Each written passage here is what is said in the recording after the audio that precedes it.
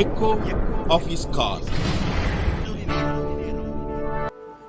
Dear brothers and sisters, I greet you all in the most wonderful name of our Lord and Savior Jesus Christ. मेरे प्यारे भाइयों और बहनों, आप सभी को हमारा उद्धारकर्ता प्रभु यीशु के नाम से जय मसीह। I thank God for this wonderful opportunity to speak with you. मैं धन्यवाद देना चाहता हूं कि मुझे इस सुंदर अवसर मिला कि आप लोगों के बीच में आकर के वचन को बांटने के लिए। Nowadays we are undergoing a lot of tribulations in our daily life and daily ministry.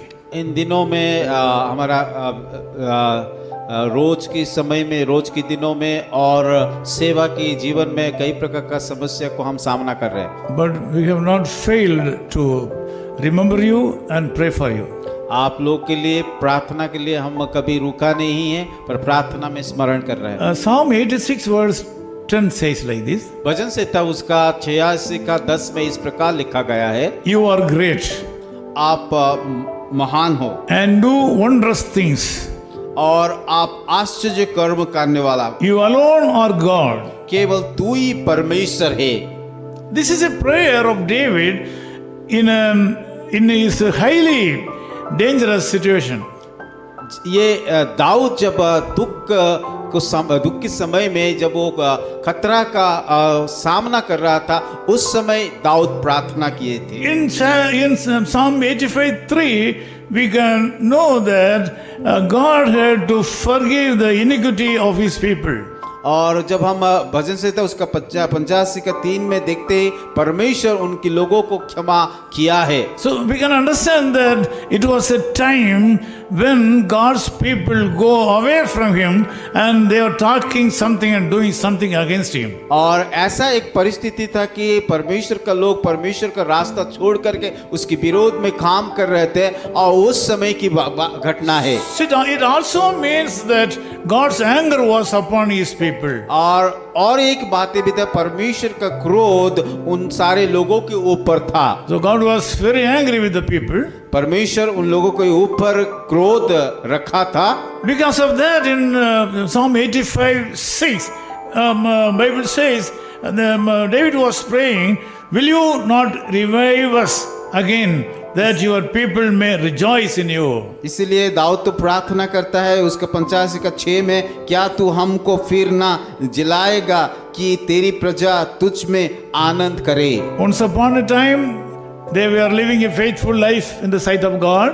एक समय था कि परमेश्वर के सम्मुख में ये सारे लोग विश्वास योग्य जीवन बिता रहे थे। Because of that, he wanted to deliver them from all the clutches of this worldly system. क्योंकि वो विश्वस्त जीवन बिता रहे थे, इसीलिए संसार के हर एक बंधन से उन लोगों को छुड़ा रहा था। Because of the great love he has bestowed upon his people, he has forgiven all their iniquities, and he was doing more and more miracles in their life.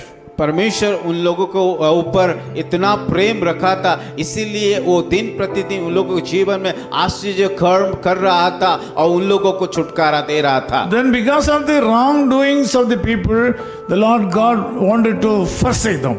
क्योंकि परमेश्वर का लोग गलत काम कर रहे थे, पाप काम कर रहे थे, इसीलिए परमेश्वर उन लोगों को छोड़ दिए थे। They lost their joy in their life. उनके जीवन में आनंद को खो गए। They lost their hope in their life. उन लोगों के जीवन में आशा टूट गया था। There was no healing in their minds. उन लोगों को मन में किसी प्रकार का कि स्वस्थ नहीं था। Also, there was no healing in the family.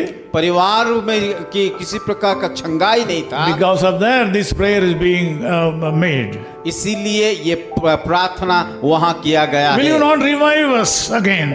क्यों यहाँ पे इस प्रकार कहता है कि क्या प्रभु तू फिर से हमें ना जिलाएगा। This morning God says that you need a revival in your life. आज का सुबह परमेश्वर आपको कहता है कि वो आपके जीवन में एक बेदारी चाहिए, So that you can enjoy again His blessings upon your life. ताकि आपके जीवन में फिर से वो आनंद आए, वो कि परमेश्वर के लिए एक धुन आए। I want to say that the Lord Holy Spirit is saying to me that most of the people who are listening this message have stopped praying because of the problems in their life. अब पवित्र आत्मा आज की सुबह मुझे ऐसा बता रहा है कि आज उन लोगों को समस्या के कारण वो लोग प्रार्थना करना बंद कर दिए। You have forsaken your church. और आप सब लोग कलीसिया को भी जाना बंद कर दिए। You have reduced your prayer time. आप प्रार्थना करना कम करना शुरू किए हैं। You have reduced your meditation time. और अब बाइबल ध्यान में भी कम समय देते हैं। You have stopped doing good things for others. दूसरे लोगों के लिए जो भलाई का काम करते हैं उनको बंद कर दिए हैं। In fact, He is willing to give you the joy and blessings again, which you have been experiencing previously.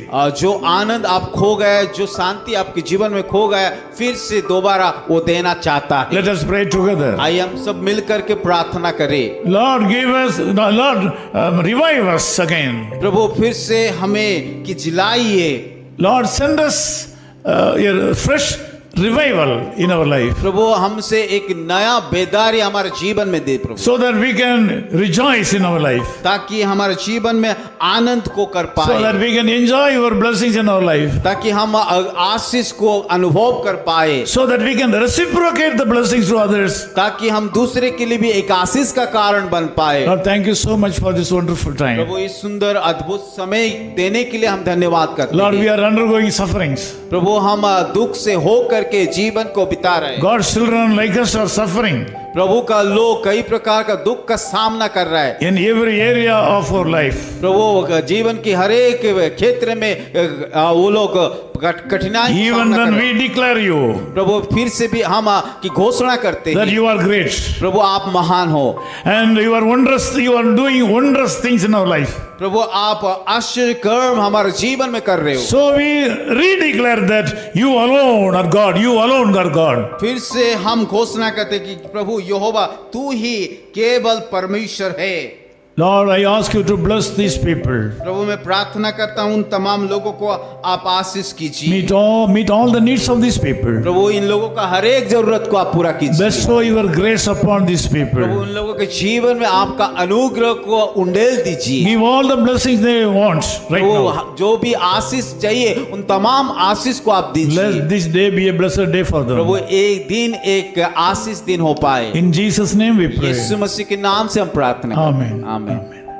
His call ministries 10 Muhammad Abdullah 2nd Street, opposite International Cricket Stadium, Chepauk, Chennai 600005, India.